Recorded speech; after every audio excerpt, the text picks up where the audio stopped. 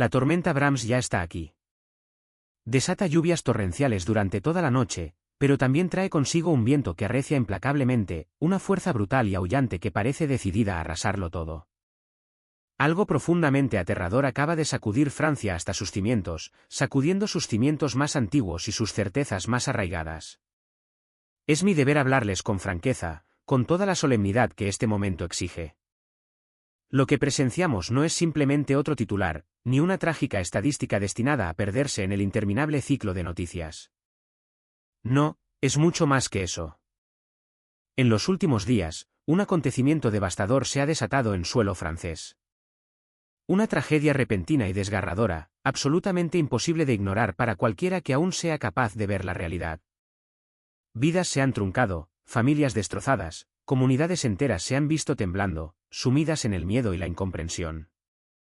Y mientras la nación, en un jadeo colectivo, se detiene para llorar a sus muertos, una pregunta más profunda e insistente surge para todos nosotros, oprimiendo como una mano nuestra conciencia. Lo que digo no es una exageración nacida del pánico. Es fruto del discernimiento, de la observación atenta de las señales que nos rodean. Mientras la mayoría de nosotros seguíamos con nuestras tareas cotidianas, el trabajo, el viaje para dejar a los niños en la escuela, las cenas compartidas en una cómoda rutina, ocurrió una tragedia, tan profunda que hizo llorar a los sacerdotes en la intimidad de sus oraciones nocturnas. Obligó a los socorristas, hombres y mujeres acostumbrados al horror, a inclinar la cabeza en un silencio respetuoso y sombrío. Obligó a líderes experimentados, endurecidos por discursos y crisis, a confesar su impotencia, admitiendo que se habían quedado sin palabras sencillas, sin respuestas fáciles que ofrecer. Hombres y mujeres que habían pasado décadas guiando almas, pastoreando a sus comunidades, sintieron de inmediato el peso anormal de este momento.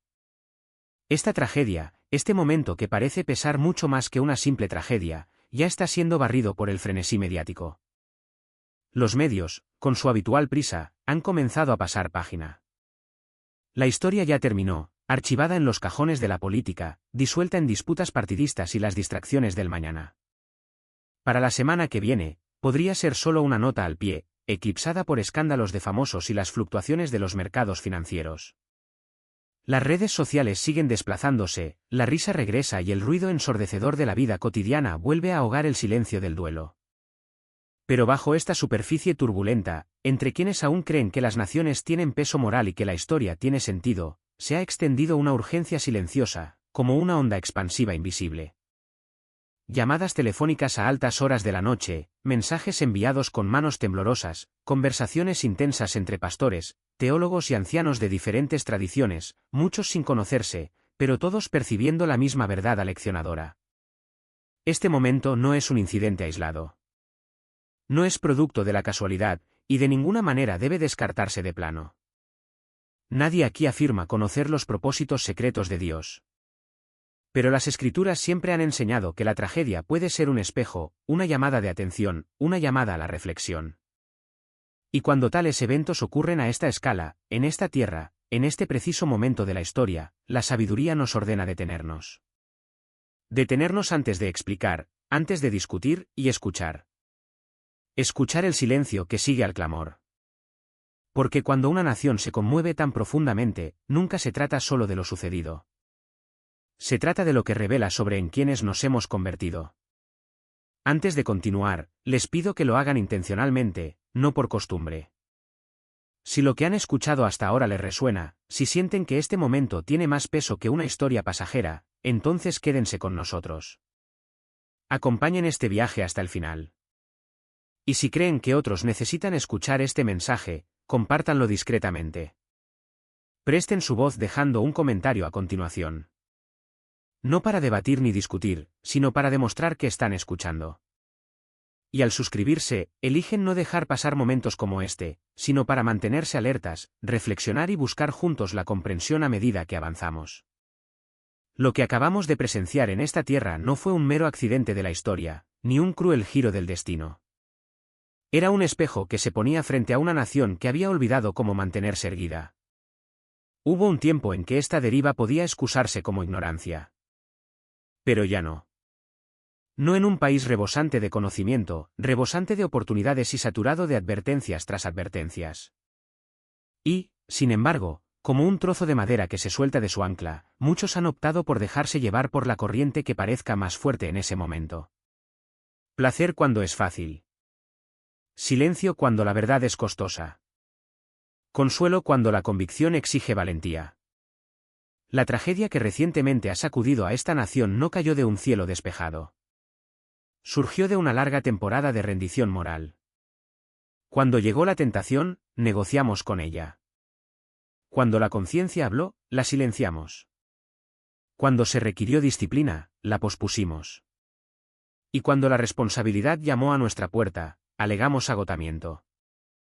Esta no es la postura de un pueblo erguido ante Dios.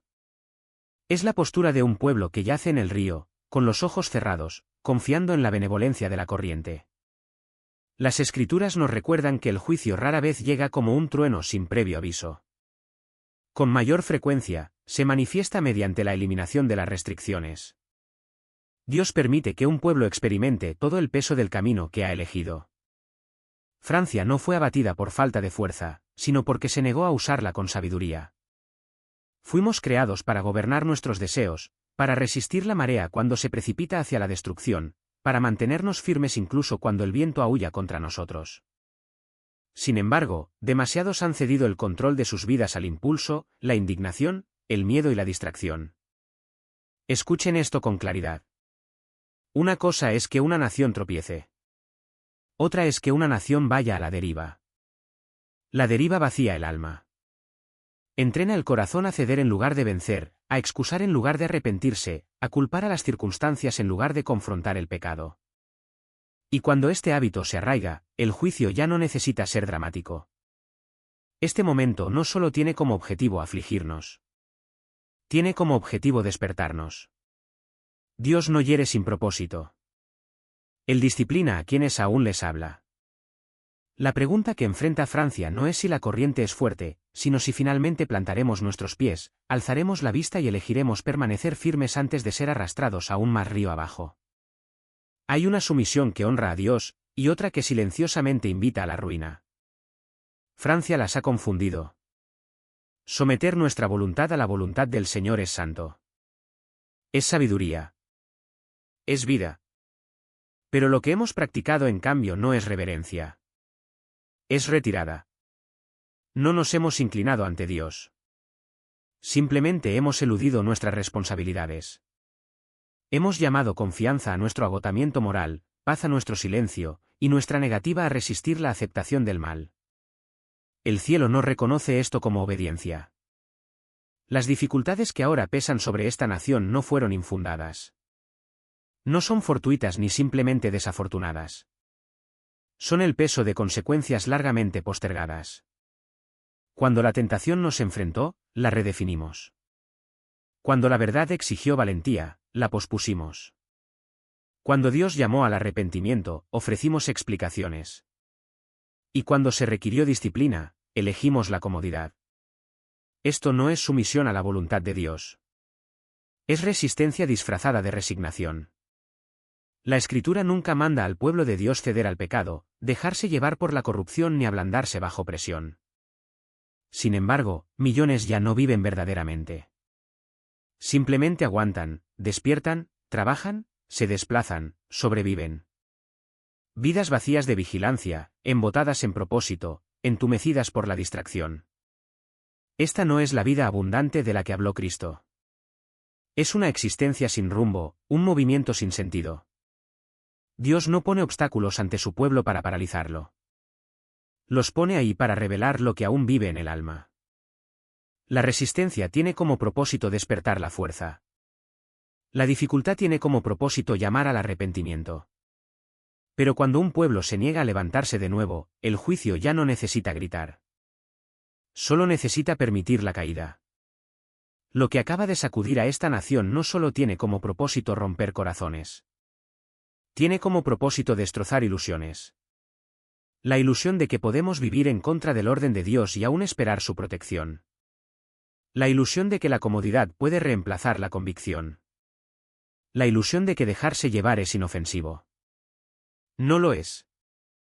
Una vida que nunca lucha por la justicia olvida gradualmente cómo mantenerse erguida.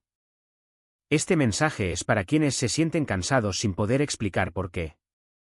Para quienes sienten que algo sagrado se ha desvanecido, silenciosamente, año tras año. No fuiste creado para decaer lentamente bajo el peso de la concesión. Fuiste llamado a despertar, a elegir de nuevo la obediencia, a vivir y no solo a soportar.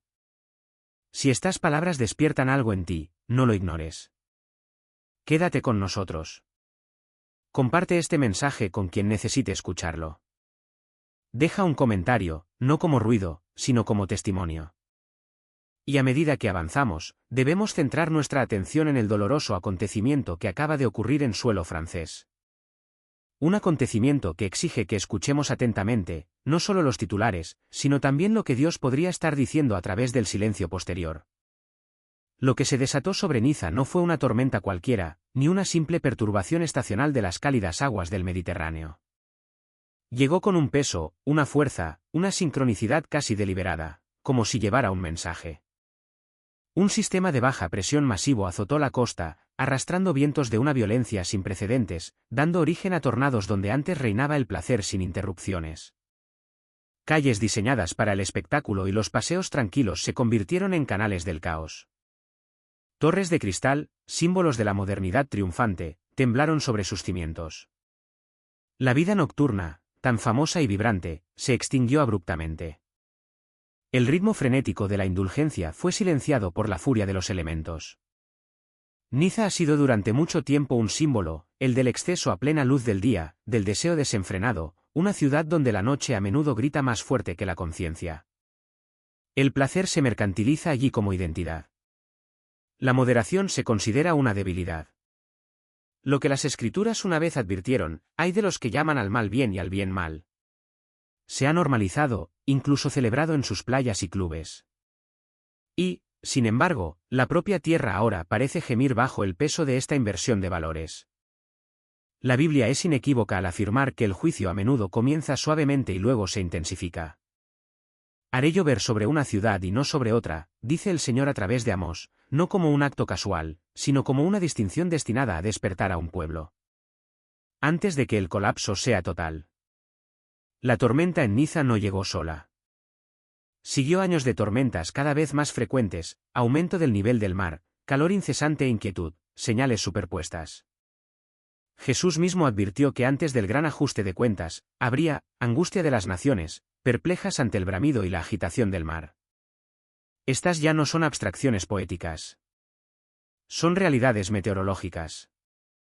Lo que hace que este momento sea particularmente grave no es tanto la fuerza de la tormenta, sino los patrones que la rodean. Francia ha expulsado sistemáticamente a Dios de su conciencia pública mientras exige su protección en la desesperación privada.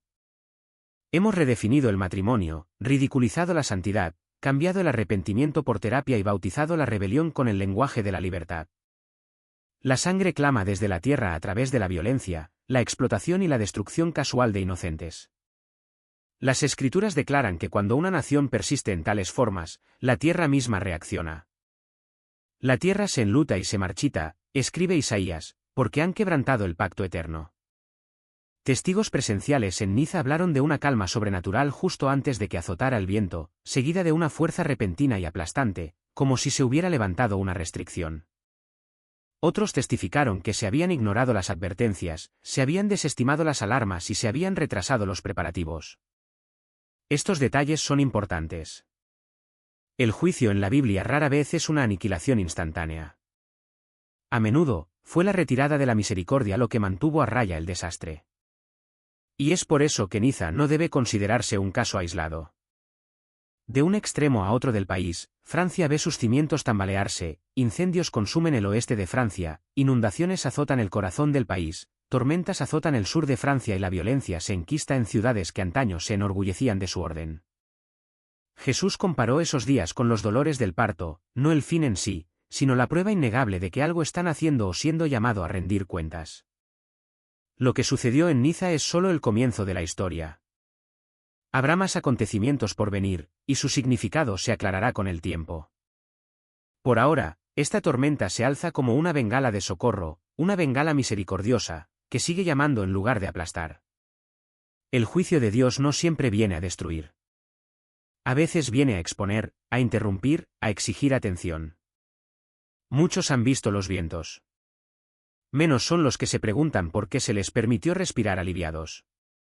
Y, sin embargo, por toda la nación, bajo el cielo abierto, las señales se multiplican para quienes están listos para ver. Lo que siguió a la tormenta en Niza no se limitó a la frontera sur del país. Los cielos mismos parecieron llevar el mensaje hacia el norte. Sobre París, bajo una cortina de lluvia incesante, el firmamento se abrió. El trueno no retumbó. Retumbó, una y otra vez. El cielo se convulsionó, como si algo invisible presionara con todo su peso contra la bóveda celeste. Miles de truenos resonaron entre las torres de acero y cristal, reverberando por calles que durante mucho tiempo se habían creído intocables. Entonces llegó el relámpago, no disperso ni distante, sino que impactó repetidamente cerca de la llama eterna del Arco del Triunfo. Esta imagen por sí sola exige una pausa. Este monumento siempre ha sido símbolo de gloria, recuerdo y promesa nacional, que se extiende hacia los cielos. Sin embargo, en las Escrituras, el fuego celestial nunca es meramente decorativo. A menudo es revelador, a veces purificador, a veces contradictorio. Cuando cae un rayo, la Biblia nos enseña a no indagar primero en la coincidencia, sino en el significado. El Señor tronó desde el cielo. La voz del Altísimo resonó. Este versículo, que una vez pareció poético, esa noche nos pareció incómodamente literal. Y aquí es donde se encuentra ahora la nación, en una encrucijada de interpretación.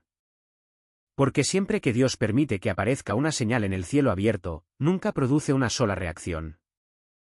Revela el corazón. Algunos han mirado hacia arriba y solo han visto el clima, un fenómeno aleatorio, explicable y olvidable. Otros se quedaron paralizados, conmocionados por la sensación de que se les comunicaba algo mucho mayor, algo que no podía reducirse a meros hechos ni descartarse con explicaciones rutinarias. El mismo cielo, la misma tormenta. Dos interpretaciones radicalmente diferentes. En los días siguientes, surgieron dos testimonios, ambos sinceros, ambos convincentes, pero apuntando en direcciones opuestas. Uno habla solo el lenguaje de la razón. El otro, el lenguaje de la reverencia y el temor de Dios. No se trata simplemente de opiniones diferentes. Representan dos maneras en que Francia interpreta ahora la realidad misma. Antes de examinarlas, debemos comprender esto: cuando las señales aparecen tanto en lugares de placer como en centros de poder, cuando la tormenta pasa de la indulgencia a la influencia, cuando el fuego toca un símbolo conocido por su nombre en todo el mundo, Dios ya no susurra a una ciudad. Habla a una nación. Y ahora, debemos escuchar atentamente las dos voces antes de que los cielos vuelvan a hablar. Antes de escuchar estos dos testimonios, hagamos una pausa. No para demorarnos, sino para preparar nuestros corazones. Si lo que ha sucedido resuena en ustedes, si sienten que estas señales merecen algo más que una escucha distraída, quédense con nosotros. Escuchen hasta el final. Y si crees que este momento no debe afrontarse solo, compártelo discretamente con otros que estén dispuestos a reflexionar en lugar de ignorarlo. También puedes dejar una nota abajo, no como ruido, sino como testimonio. Y al elegir seguir esta cadena, eliges observar juntos, con sobriedad, humildad y atención, mientras el significado de estos acontecimientos continúa desarrollándose. La primera voz habló con certeza, respaldada por gráficos y explicaciones. Para esta voz, la tormenta no era más que la colisión de la presión atmosférica con el aire cálido. Los rayos, naturalmente atraídos por el metal y la altura. El Arco del Triunfo no había sido elegido, dijeron, simplemente estaba allí. La naturaleza seguía sus propias leyes. No había nada que temer, nada que discernir, nada de que arrepentirse. El trueno era solo trueno. El fuego era solo electricidad. El cielo no tenía mensaje, solo ruido. Y así, una vez que pasó la lluvia, volvieron a sus vidas habituales, inmutables, sin ser examinados, imperturbables. Pero el segundo testimonio fue muy diferente. Este testigo habló más suavemente, pero con una claridad temblorosa. No negaba la ciencia, pero presentía algo oculto. De pie en medio de la tormenta, se sentía expuesto, no en peligro, pequeño, no amenazado. Cuando el trueno resonó, no solo lo asustó. Lo tranquilizó. Cuando el rayo cayó cerca de la llama eterna, no vio coincidencia alguna. Presentía una confrontación. Como quienes estaban en el templo cuando el Padre habló desde el cielo, no pudo rechazar lo que había oído. Otros podrían haberlo llamado trueno, pero su alma reconoció el peso de una voz. Habló de una incomodidad que persistía después de que la tormenta amainara, de versículos bíblicos que volvían a su mente sin invitación, de una pregunta que resonaba más fuerte que el propio trueno, y si no pretendía aterrorizar, sino advertir. ¿Y si Dios no estuviera demostrando su poder, sino su paciencia, hablando ante el silencio? Ambos testigos oyeron el mismo cielo. Ambos estaban bajo la misma lluvia. Sin embargo, uno solo oyó ruido, mientras que el otro oyó significado. Como en los días de Cristo, así es ahora. Cuando Dios permite que su voz penetre en la creación, el sonido no cambia, pero los corazones se rebelan. Algunos solo están preparados para oír el trueno. Otros, aunque pocos, perciben la cercanía del cielo. Estos dos testimonios no solo nos cuentan lo que sucedió aquella noche. Revelan la situación actual de Francia.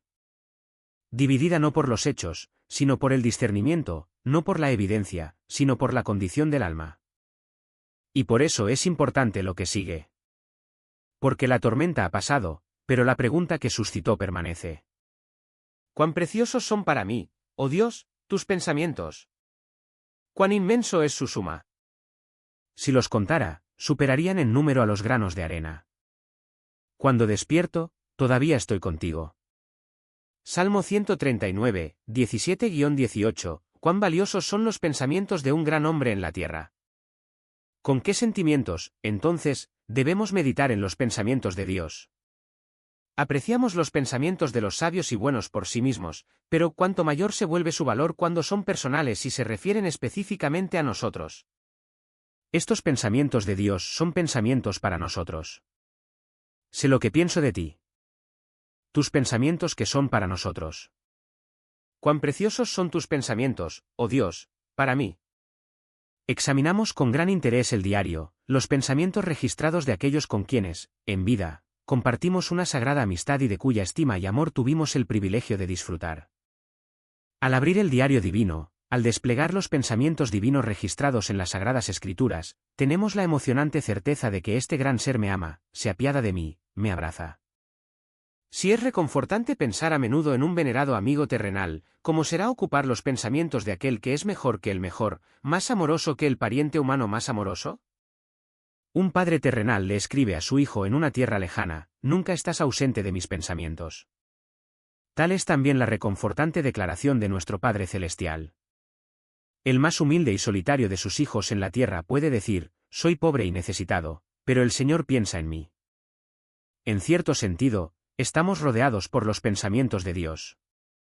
Sus pensamientos sublimes son las montañas eternas, sus pensamientos elevados, las estrellas lejanas, sus pensamientos terribles, el relámpago y la tormenta, el terremoto y el volcán, sus pensamientos meticulosos y cuidadosos, el musgo y el líquen diminutos, la hierba tierna, el lirio del campo y la perlada gota de rocío, sus pensamientos amorosos, el cielo azul, el lago tranquilo, el claro soleado, los brotes y las hermosas flores, sus pensamientos alegres, los arroyos cantores y las olas centelleantes, sus pensamientos inmutables, la roca en medio del océano sobre la que las olas desatan en vano su furia.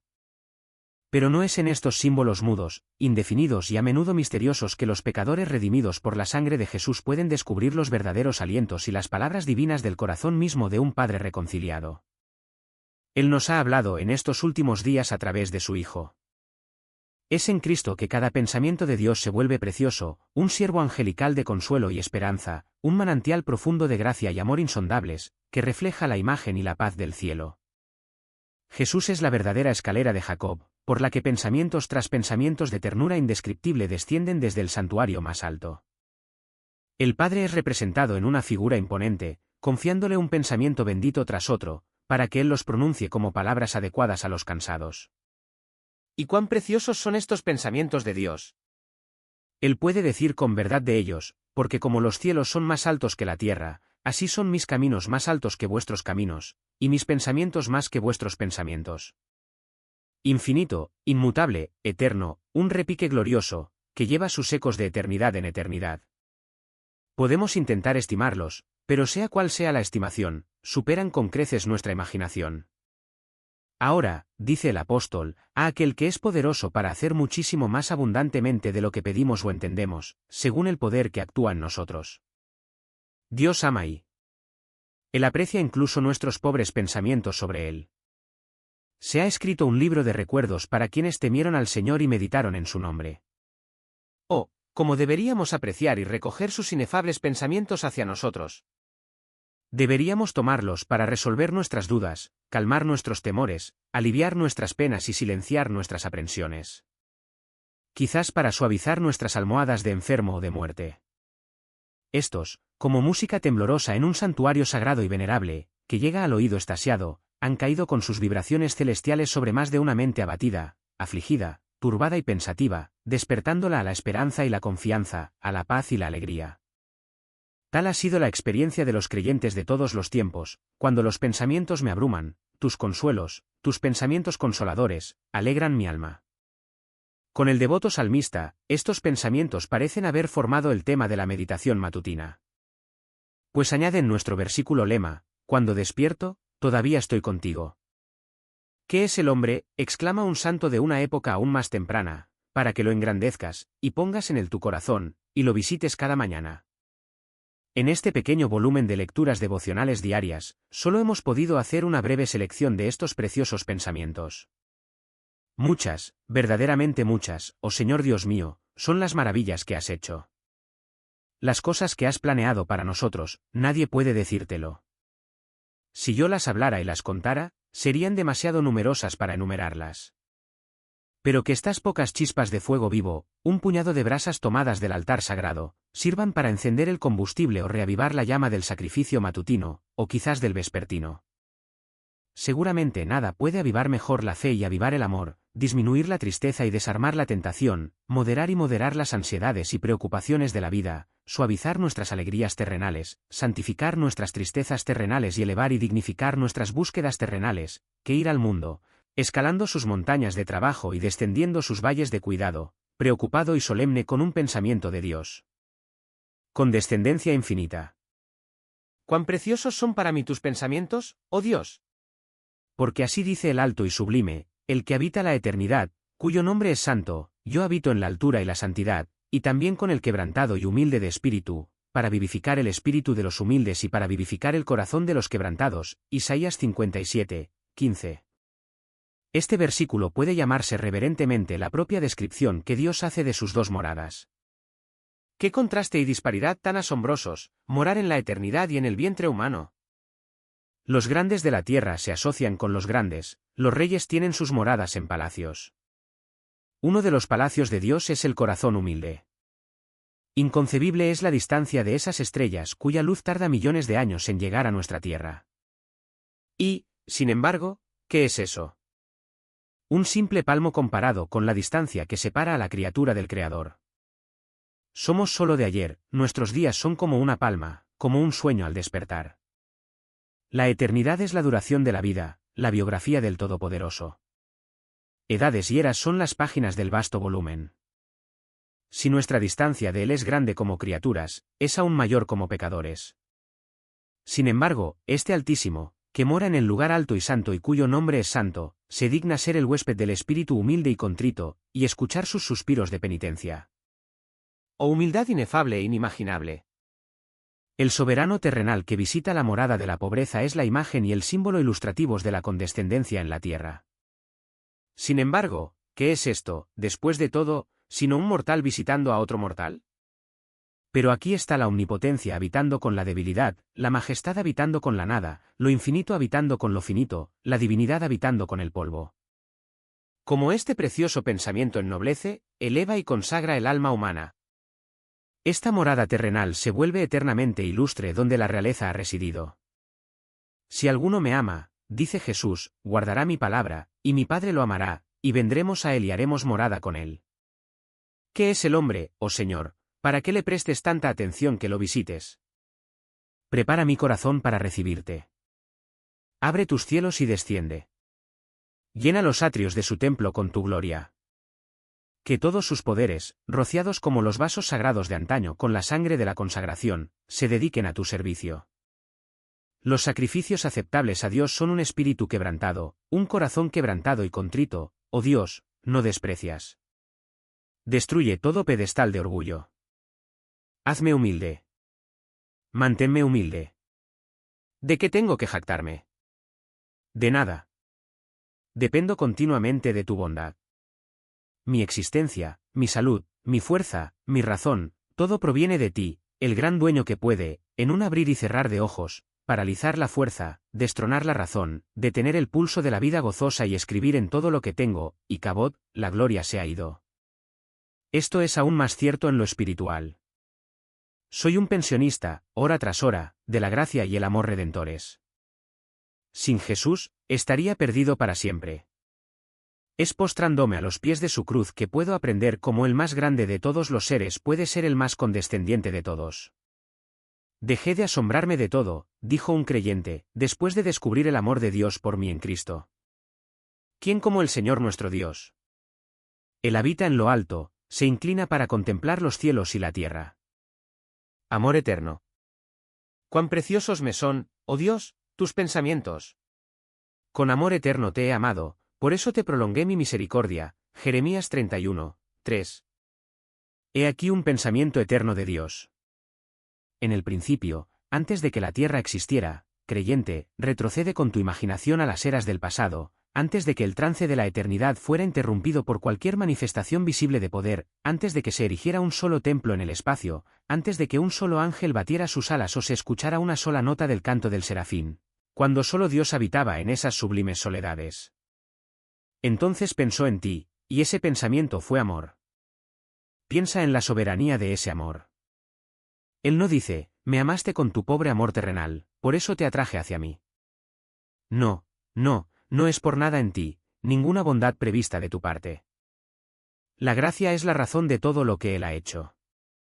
Dios, que es rico en misericordia, por el gran amor con que nos amó.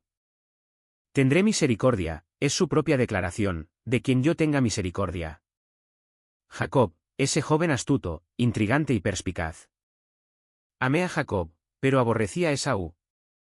Manasés, ese hombre miserable que profanó su corona, deshonró su trono e inundó Jerusalén de sangre. Amé a ese ladrón moribundo, recién salido de una vida de infamia, exhalando sus blasfemias en la cruz de un criminal. Amé. ¿Y por qué? Preguntémonos cada uno, ¿no soy un Caín o un Judas? ¿Por qué no soy un náufrago y un perdido como miles antes que yo? He aquí la razón, sí, te amé antes de que pensaras en mí. Sí. Cuando tus pensamientos estaban llenos de odio, rebelión y enemistad, mis pensamientos hacia ti estaban llenos de amor. Y este amor soberano, siendo eterno, también es eterno, sin fin, tan duradero como la eternidad misma. El amor de una criatura es de ayer, puede desvanecerse mañana, seco como un arroyo de verano cuando más se necesita. Pero el amor de Dios se nutre de las cimas de los glaciares, de las colinas eternas. Podemos medir su intensidad y su morada cuando el Salvador pudo pronunciar sobre él una oración como esta, que el amor con que me has amado esté en ellos. Oh, en medio de las aprensiones frecuentes de mi corazón indeciso, con sus estados de ánimo y sentimientos tan cambiantes como arenas movedizas, permíteme deleitarme meditando en este precioso pensamiento, la larga línea de amor ininterrumpido, cada eslabón siendo amor, conectando la eternidad pasada con la eternidad venidera. Dios, pensando en mí antes del nacimiento del tiempo, ya planeando toda mi felicidad futura y dicha celestial, y ahora con el amor acumulado de esa eternidad en su corazón, busca así atraerme. Son las abundantes riquezas de su gracia, en su bondad para con nosotros en Cristo Jesús, la fuerza gravitacional moral de la cruz por la que su verdadero pueblo siempre ha sido atraído. Y yo, cuando sea levantado de la tierra, atraeré a todos hacia mí. Atráeme, Señor, y correré tras de ti. Muéstrame tu bondad, así consagrada y manifestada en tu amado Hijo. Oblígame a amarte en él, porque tú me amaste primero, y así me amaste. Cuán precioso es tu amor inquebrantable. A la sombra de tus alas se refugian los hijos de los hombres. Un desafío divino. Cuán preciosos me son, oh Dios, tus pensamientos. Así dice el Señor, si logras romper mi pacto con el día y mi pacto con la noche, de modo que el día y la noche no lleguen a su tiempo, entonces también mi pacto con David mi siervo, y mi pacto con los levitas, los sacerdotes que me sirven, se romperá, y David no tendrá descendencia que reine sobre su trono. Jeremías 33, 20-21, es notable la frecuencia con la que los pensamientos revelados de Dios se centran en la inmutabilidad de su pacto. Como si la contemplación de su propia fidelidad inviolable fuera la más poderosa de todas las fuentes de consuelo y consuelo para su pueblo creyente. Aquí, hace un solemne llamamiento a la constancia del mundo natural como prenda y garantía de su inmutable fidelidad en los asuntos espirituales.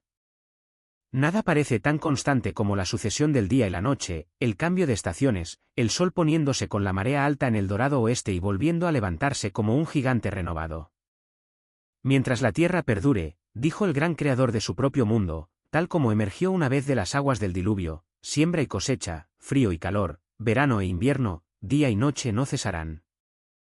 En el verso de nuestro lema, usando el lenguaje humano como vehículo para el pensamiento divino, lanza el desafío: si puedes impedir que este sol salga, si puedes frenar las ruedas de su carro de fuego y evitar que se ponga, si puedes impedir que la luna cuelgue su lámpara de plata en la bóveda de la noche, o arrancar las estrellas de sus tronos silenciosos, si puedes transponer el calor del verano y el frío del invierno, si puedes hacer que el tiempo de la siembra desafíe su promesa al otoño.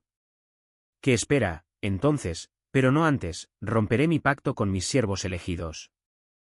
Como los cielos no se pueden medir ni los cimientos de la tierra se pueden explorar, así no consideraré rechazarlos para siempre por sus pecados. Yo, el Señor, he hablado. Es delicioso observar a nuestro alrededor las secuencias estables e inmutables del universo material y considerarlas como sacramentos de gracia, testigos silenciosos de la inviolabilidad de la palabra y la promesa de Dios. La naturaleza, en su majestuosa constancia, se convierte en un templo lleno de monumentos, cada uno con la inscripción: Dios que no puede mentir.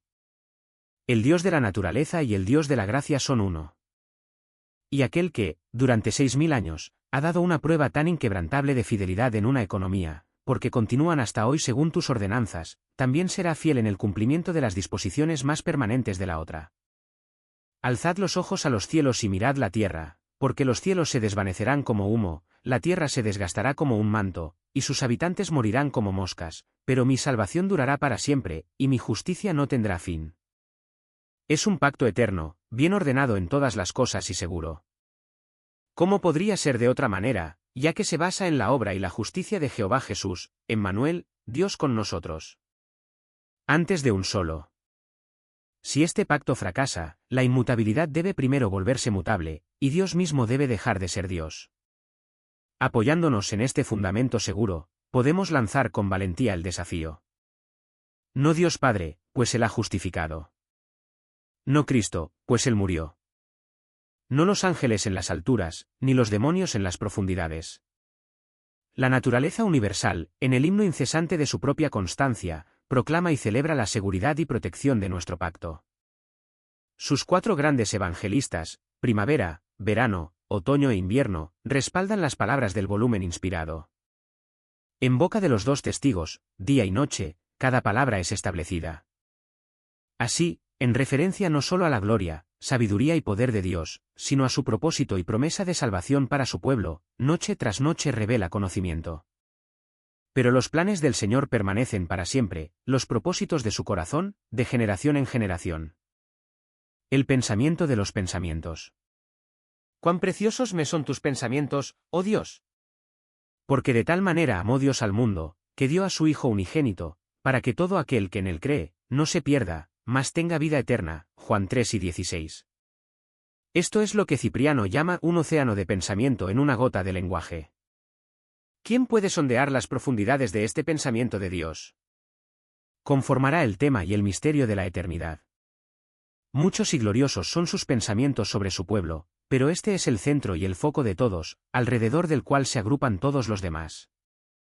Es la joya en la que se engarzan todos los demás, el pensamiento de los pensamientos, el don de los dones. Bien podríamos decir, ¡qué precioso! ¡Qué precioso! Este amor es inmenso, desafía todo cálculo humano. Cristo mismo, al hablar de él, solo puede insinuar su naturaleza indescriptible. Pone la plomada en su mano, pero no intenta medir ni sondear, todo lo que puede decir del pensamiento y el amor preciosos es, de tal manera amó Dios. Y su iglesia redimida en el cielo se asomará por siempre al borde del precipicio y exclamará, contemplando el profundo abismo, miren qué amor nos ha mostrado el Padre. Tus pensamientos son muy profundos. Piensen en ese amor del pasado. Un amor tan grande que puso en los labios del Padre Eterno el misterioso llamado, espada, levántate contra mi pastor, contra el hombre que es mi compañero. Golpea al pastor. El mismo Ser Todopoderoso se describe en otro lugar mirando a su alrededor, escudriñando y examinando las necesidades de un mundo condenado y moribundo. Miré, y no había nadie que me ayudara, y me asombró que no hubiera nadie que me sostuviera, por eso mi propio brazo me trajo la salvación. La alternativa, condenar o no condenar, yacía ante la mente infinita. Pero Dios no envió a su Hijo al mundo para condenar al mundo, sino para salvarlo por medio de él. Piensen en este amor cuando culminó así en su triunfo en la cruz, cuando los preciosos pensamientos de Dios tuvieron su solemne revelación e intérprete en la preciosa sangre de Cristo. Piensa en ese momento cuando el infinito amor paternal depositó a su Isaac sobre el altar, y la espada desenvainada descendió sobre el sacrificio inestimable. Piensa también en él como un amor incitado por rebeldes, un amor mostrado a los culpables, a los indignos y a quienes merecen el infierno. El acto más noble de la historia y el testimonio del amor es la devoción de un pagano generoso, Pílades, quien sacrificó su vida para salvar a su amigo. Pero Dios demuestra su amor por nosotros en esto, en que siendo aún pecadores, Cristo murió por nosotros. Aún no han visto, dijo un gran escritor y profundo pensador, el mayor regalo de todos, el corazón de Dios, el amor de su corazón, el corazón de su amor. ¿Y realmente nos lo mostrará? Sí.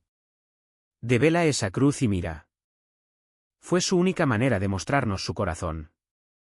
Es amor infinito, esforzándose por revelarse, luchando por expresar la plenitud del amor infinito. Sin este acto, el océano infinito de amor habría permanecido para siempre encerrado y oculto dentro del corazón de Dios. Pero ahora ha encontrado un canal oceánico.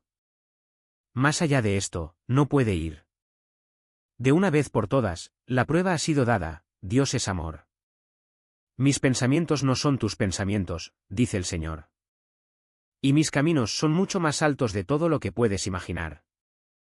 Porque como los cielos son más altos que la tierra, así son mis caminos más altos que tus caminos y mis pensamientos más que tus pensamientos. Una tierna reprimenda.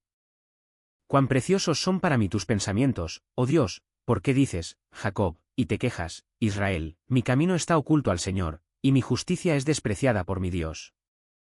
¿Acaso no lo sabes? ¿No has oído? El Señor es el Dios eterno, creador de los confines de la tierra. No se cansará ni se fatigará, y su entendimiento es insondable. Este es el pensamiento de un hombre desanimado en contraste con el pensamiento de Dios. No solo eso, es un pensamiento ingrato del propio pueblo de Dios. Son Jacob, Israel, los culpables de estas quejas indignas. Cuestionan la justicia de sus dispensaciones. Seguramente, es el lenguaje de sus corazones dubitativos, él no puede estar al tanto de nuestra situación, nuestras pruebas, nuestras tentaciones, nuestras perplejidades. De lo contrario, habría acudido en nuestra ayuda hace mucho tiempo. Seguramente el Señor no ve mis problemas, y Dios se niega a escuchar mi causa. Así pensó Gedeón en su hora de desánimo infiel, cuando Israel llevaba 7 años aplastado por la opresión madianita. Si el Señor está con nosotros, ¿por qué nos ha sucedido todo esto? Así pensó David en los desiertos de Galaad, cuando, exiliado con el corazón destrozado, repitió entre lágrimas de angustia el desafío de sus enemigos, que le preguntaban continuamente, ¿dónde está tu Dios? Así pensó Asaf en sus momentos de incredulidad culpable, cuando vio a los malvados prosperar y a los justos sufrir, juzgando y malinterpretando el proceder divino, recordó a Dios y se turbó. Y en medio de la miseria de sus pensamientos de incredulidad, exclamó, ha cerrado, en su ira, sus tiernas misericordias. Así pensaban Marta y María en lo más profundo de su dolor, tras enviar oraciones y mensajeros en vano y permanecer desamparadas en su agonía. Siempre habían confiado en ese poderoso corazón de divina ternura. Pero ¿cómo podían confiar en él ahora, en esos misteriosos momentos de absoluta desesperación? Si realmente las había amado a ellas y a su ser querido perdido, ¿por qué Jesús permanecería 2 días más en el mismo lugar donde estaba? ¿Acaso podría haber bondad, ¿podría haber algo más que olvido en esta extraña y prolongada ausencia? Seguramente, fue su suposición apresurada e indigna, nuestro camino le está oculto. Ha pasado de largo y descuidado nuestro caso y nuestra causa. No, ustedes que están desanimados, mis pensamientos no son sus pensamientos. Yo soy el Señor. No cambio. Se han cansado y cansado de mí, pero yo, el Dios eterno, el Señor, Creador de los confines de la tierra, no me he cansado, ni jamás podré cansarme de ustedes. Ve, Gedeón, en tu misión de liberación, confiando en mi palabra segura, y de la debilidad te fortalecerás, te volverás valiente en la batalla y pondrás en fuga a los ejércitos de tu enemigo. Ve, cansado peregrino de Galaad, baja tu arpa de los sauces, canta el cántico del Señor incluso en esta tierra extranjera, porque pronto Él convertirá tu luto en danza, te quitará el cilicio y te vestirá de alegría. Ve, salmista de luto del antiguo templo, recuerda tu cántico en la noche, comulga con tu propio corazón y así reprende tus sombrías murmuraciones, esta es mi enfermedad, pero recordaré los años de la diestra del Altísimo. Vengan, hermanas de luto de Betania, vayan al encuentro de los pasos tardíos del hermano nacido para la adversidad. Sequen esas lágrimas de rencor y desconfianza. Hay razones sabias, aunque aún no plenamente desarrolladas, que tú y la Iglesia aún llegarán a apreciar para estos 2 largos días de dolor sin fundamento. Imagina cualquier cosa menos esto, tu Dios te ha abandonado y tu Señor te ha olvidado. Creyente, confía en la fidelidad de Dios en la oscuridad. Confía en su corazón amoroso donde la vista y los sentidos no pueden rastrear su mano misteriosa. Piensa especialmente en el Dios poderoso, pero también en el hombre fraternal que dejó este último legado prometido: yo estoy con ustedes siempre. Él todavía vive y todavía ama. Él es el verdadero Moisés en la montaña cuyas manos nunca se cansan. Oh, en medio de la falla y el fracaso de lo que puede ser más preciado para ti en el amor terrenal, que este sea tu sublime consuelo en medio de todas las pruebas y cambios: el Señor es el Dios eterno, el Creador de los confines de la tierra. Él no se cansa ni se fatiga, y su entendimiento nadie puede sondear. Guardarás en perfecta paz a todos los que se refugian en ti, cuyos pensamientos están fijos en ti. Misericordia paternal. ¿Cuán preciosos son para mí tus pensamientos, oh Dios? Como un padre se compadece de sus hijos, así el Señor se compadece de los que le temen, porque Él sabe cómo estamos formados, se acuerda de que somos polvo. Salmo 103, 13-14. ¿Qué sentimientos en la tierra pueden compararse en profundidad e intensidad con los que unen a un padre con sus hijos? ¿Ha sido un familiar agraviado injustamente?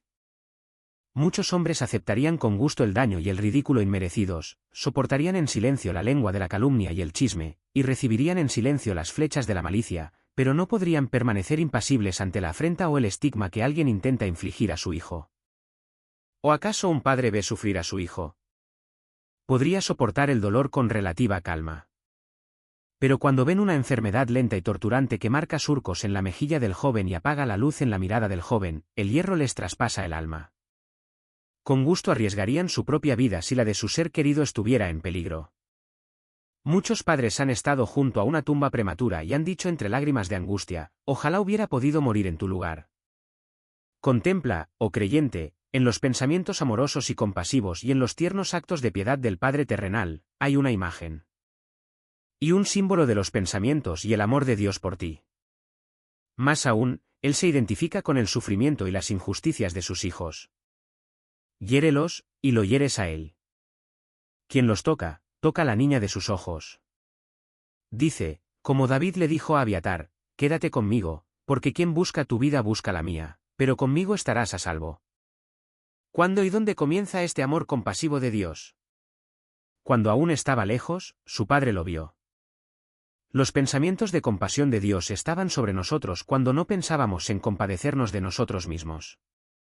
E incluso ahora, Él se apiada de nosotros en nuestra debilidad, en nuestras penas, en nuestras tentaciones, en nuestras dificultades, en nuestras perplejidades. Muchos padres terrenales pueden hacer pocas concesiones a la debilidad y fragilidad de sus hijos. Nuestro Padre Celestial no. Él recuerda que somos solo polvo. Cuando Job se sentía profundamente perplejo y descorazonado por las amargas palabras de sus adversarios, este fue su consuelo: pero Él conoce mi camino. Vean cómo estos mismos pensamientos de amor compasivo, como la hiedra que se aferra a la ruina maltratada, se aferran incluso a sus hijos descarriados y rebeldes. ¿No es Israel todavía mi hijo amado? Tuve que castigarlo, pero aún lo amo.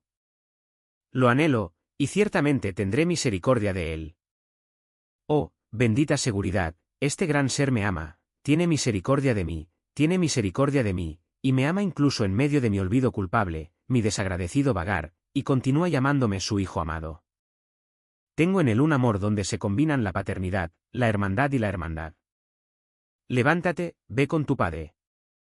Él te espera y está listo para recibirte en sus brazos. Él pide en otro lugar, en un pasaje que describe conmovedoramente sus amorosos pensamientos paternales en acción: ¿cómo te pondré entre los hijos? El plan de salvación del Evangelio respondió a esta pregunta, resolvió este problema divino del amor paternal. Jesús abrió un camino al hogar celestial y nos hizo herederos de todos estos preciosos pensamientos de un corazón de Padre. Sentados bajo la cruz del Calvario, podemos exclamar con un torrente de gratitud: miren qué gran amor nos ha prodigado el Padre, para que seamos llamados hijos de Dios. Y eso es lo que realmente somos. Consuelo para los afligidos. ¿Cuán preciosos son para mí tus pensamientos, oh Dios? He visto sus caminos y los sanaré. También lo guiaré y le daré consuelo a él y a los que lloran. Aquí tenemos la expresión de los pensamientos de Dios para los afligidos. Aquel que miró al Israel esclavizado y así reveló los pensamientos de su corazón, que observó desde la ladera de la montaña la frágil barca sacudida en medio del lago y se apresuró a socorrer a los discípulos infieles, dice a cada pobre afligido: mis pensamientos están contigo. He designado tu prueba. He decretado esta tumba temprana o inesperada. Que la fe confíe en mí en esta hora oscura cuando la naturaleza humana, al flaquear, quizá no comprenda el misterio de mis acciones. Las cláusulas sucesivas de este versículo forman una hermosa gradación: Dios ve, sana, guía, consuela. Dios ve. Él conoce mi caso completo, mi carácter, mis circunstancias. Solo Él puede juzgar la necesidad de la prueba. Tiene una sabia razón para su disciplina. Dios sana. Viene con el bálsamo de su propio consuelo celestial. Cuando la ola de tristeza ha llegado al destino para el que fue enviada, dice: llegarás hasta aquí y no más allá. Dios guía. No asesta el golpe solo para abandonarlo. No abandona al cordero trasquilado a los vientos impetuosos de la prueba. El Señor te guiará continuamente y saciará tu alma en tiempos de sequía, con dirección y provisión, las dos necesidades del peregrino, incluso en tiempos de sequía, cuando faltan las provisiones del mundo. Dios consuela. El amor de una madre por su hijo se manifiesta no solo en el momento de una herida grave, sino en las noches posteriores de cuidado paciente y tierno, y vigilias incansables. Como a quien consuela su madre, dice Dios, así te consolaré yo. En la hora del dolor intenso, se hacen muchas revelaciones preciosas de un Dios previamente desconocido u oculto. Al luchar como Jacob con el ángel del pacto, el alma a menudo siente su toque por primera vez en esa hora de lucha. La conciencia de una presencia previamente vagamente reconocida ahora se siente. Al igual que Israel, podemos cojear hasta la tumba, pero al lugar de aflicción lo llamamos hasta el final, Peniel, porque allí vimos a Dios cara a cara. Y desde entonces, hemos seguido nuestro camino, afligidos, pero siempre gozosos. Aferrémonos a este pensamiento de consuelo duradero. Puede que otros pensamientos de otros corazones hayan perecido. Otros que pensaron en nosotros e intercambiaron pensamientos con nosotros ahora pueden saludarnos solo con sonrisas silenciosas en sus retratos en la pared. Los brazos de los familiares que nos consolaron pueden estar pudriéndose en el polvo. El arroyo que una vez cantó su alegre música puede estar silencioso y quieto, contemplamos un lecho seco y sin agua. Pero Jehová vive para el que llora. Hay un corazón que aún late con pensamientos de amor inmutable. Tú que lloras, puedes decir, incluso en medio de la más intensa soledad y entre lágrimas de angustia: en cuanto a mí, soy pobre y necesitado, pero tú, mi Dios, piensas en mí en este mismo momento. Eres mi ayuda y mi salvación. No tardes, oh Dios mío. Un perdón misericordioso. ¿Cuán preciosos son para mí tus pensamientos, oh Dios? Soy yo quien borro tus transgresiones por amor a mí mismo, y no me acordaré más de tus pecados. Isaías 43, 25. Yo, sí, solo yo, el gran, el puro, el santo, el justo Dios. Sin duda, si hay una manera en que los pensamientos de Dios no son como los del hombre, es esta: perdonar al rebelde, acoger al indigno, perdonar y olvidar. Como recordamos los pecados y las faltas de los demás. Al recordar la ingratitud o la maldad, decimos, perdono, pero no puedo olvidar. Dios hace ambas cosas. El perdón no le supone ningún esfuerzo. Es un placer. El Señor se complace por amor a su justicia. Yo, sí, solo yo, el Dios a quien durante semanas, meses y quizás años hemos cansado con nuestras iniquidades, cuyo libro de memoria está lleno del registro de nuestra culpa. Yo, sí, solo yo, el mismo ser que registró esta culpa, estoy listo para tomar la pluma y borrar las páginas así manchadas de transgresión. ¿Cómo puede perdonar de esta manera? ¿Cómo puede el Dios cuyos ojos son demasiado puros para ver la iniquidad cancelar la escritura que está contra nosotros en estos volúmenes de transgresión, para que no sea recordada más? Es mediante la obra expiatoria de Jesús. El Hijo del Hombre tiene el poder de perdonar pecados. Derramó su preciosa sangre para tener el derecho de decir, tus muchos pecados te son perdonados. ¡Qué purificación tan completa! Pecados carmesí, pecados escarlata, pecados contra la gracia, el amor, la advertencia y el privilegio. Míralos a todos arrojados a las profundidades del mar, para nunca ser arrastrados a la orilla. Por muy culpables que seamos, dice Juan, sin embargo, cuando cae en el mar de la misericordia de Dios, es como una gota de sangre que cae en el gran océano. Los antiguos decían que no había nada más puro que la nieve. Pero conocemos algo más puro, un alma humana lavada en la sangre de Cristo. ¿Qué motivo mueve a Dios a un perdón tan maravilloso? No puede ser nada que Él vea en nosotros. Ningún arrepentimiento, por sincero que sea, ninguna buena obra, por impresionante o espléndida que sea, es su propia gracia libre y soberana. Por mi causa. Así dice el Señor Dios, no hago esto por vosotros, oh casa de Israel, sino por mi santo nombre. Si hubiera distribuido la recompensa en proporción a nuestros méritos, sus pensamientos hacia nosotros habrían sido de maldad, no de paz, nuestra sangre hace mucho tiempo se habría mezclado con nuestros sacrificios. Pero Él es Dios y no un hombre. Es por la misericordia del Señor que no hemos sido consumidos. Oh Israel, te has destruido a ti mismo, pero en mí está tu ayuda. Uno de los capítulos más maravillosos del volumen de los pensamientos de Dios, su perdón completo, gratuito, incondicional y eterno para los culpables e indignos. Todos los pensamientos más grandiosos del hombre parecen pobres e insignificantes después de esto. Dios, el Dios justo, y sin embargo el Salvador, justo al justificar al impío. Señor, acepto la gracia del perdón. Descanso gozosamente en este pensamiento de tu misericordia perdonadora. Mi deuda es muy grande y no puedo pagar nada yo mismo. Pero confío en las riquezas y la gracia de mi fiador. Que Él me libere, el que se hizo fiador por mí, quien tomó mi deuda sobre sí. Juan. Sí, Él tomó mi deuda. Piensa en Dios no solo dispuesto a borrar y enterrar un pasado culpable, sino escúchalo dar la seguridad de que las legiones de pecado ya están canceladas. La deuda ha sido saldada, la paga pagada. Él hace de esto un argumento para el regreso y la aceptación inmediatos. He borrado tus transgresiones como una espesa nube, tus pecados como neblina. Vuelve a mí, porque yo te he redimido. ¿Qué, pues, diremos a esto? Si Dios está por nosotros, ¿quién contra nosotros? Dirección todopoderosa. Cuán preciosos me son, oh Dios, tus pensamientos. Te instruiré y te enseñaré el camino en que debes andar. Te guiaré con mis ojos, Salmo 32, 8.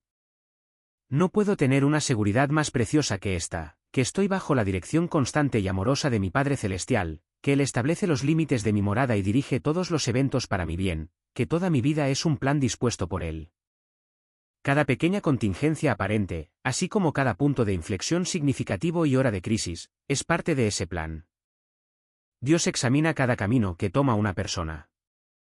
El corazón del hombre planea su camino, pero el Señor dirige sus pasos. Yo te instruiré y te mostraré. Con cuánta paciencia este Maestro Todopoderoso moldea, y con cuánta sabiduría y ternura infinitas adapta sus variadas enseñanzas a las necesidades y exigencias de su pueblo. Es línea tras línea, o si es necesario, cruz tras cruz, prueba tras prueba.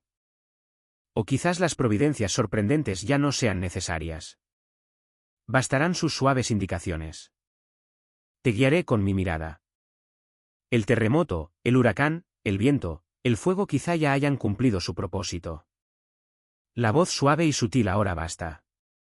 ¿Y cómo promete enseñar y guiar? No por el camino que quisiéramos seguir, el camino que elegimos, sino, el camino que debes seguir. A menudo decidiríamos seguir el camino soleado, pero Dios dice, el sendero escarpado de la montaña es mejor para ti. A menudo, como Israel, quisiéramos tomar la ruta fácil y directa a Canaán a través de la tierra de los filisteos, pero la columna de nube de Dios decide lo contrario y nos conduce por una ruta indirecta, a través del desierto. A menudo, como los discípulos en el mar de Galilea, preferiríamos el camino seguro junto a la orilla para evitar la tormenta que se avecina, pues el viento sopla en contra. Pero Dios dice que no. Nos obliga a subir a la barca. Los guió por el camino recto, para que llegaran a una ciudad donde pudieran vivir. No nos corresponde cuestionar sus planes. Guió a su pueblo de antaño, todavía los guía por el camino recto.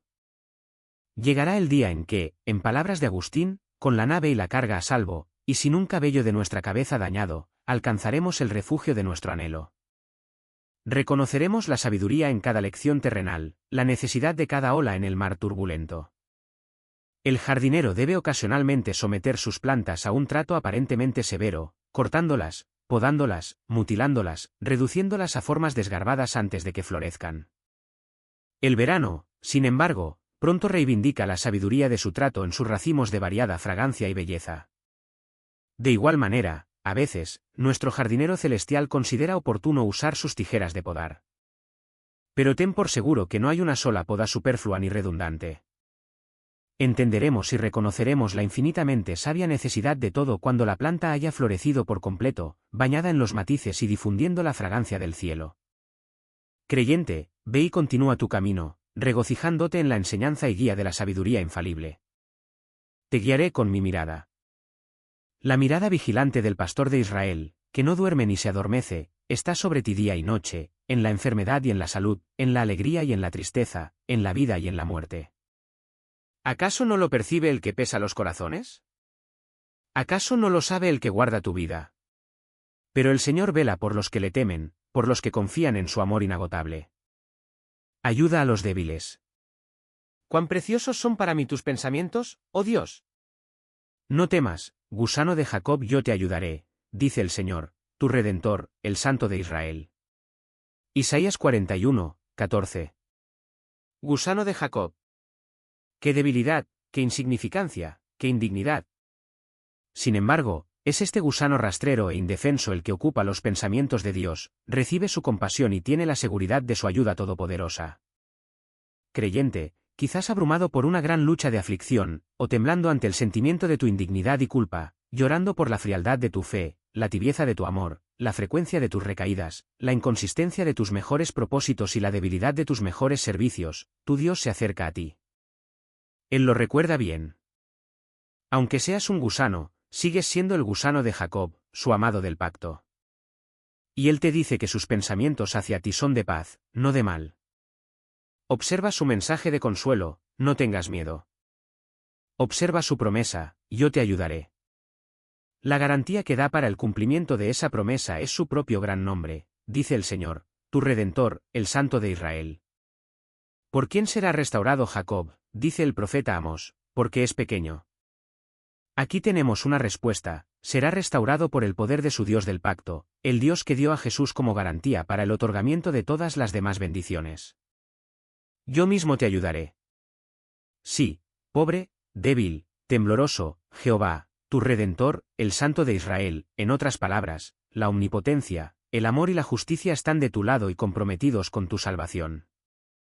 A él le encanta acercarse a su pueblo en lo más profundo de su debilidad. No quebrará la caña cascada. No apagará la mecha humeante. El hombre haría eso. A menudo aplastaría al gusano que se retuerce bajo sus pies, despediría al penitente tembloroso. Pero aquel cuyos pensamientos no son los nuestros dice, yo tampoco te condeno. Él librará al necesitado cuando clame, al pobre y al que no tiene quien le ayude.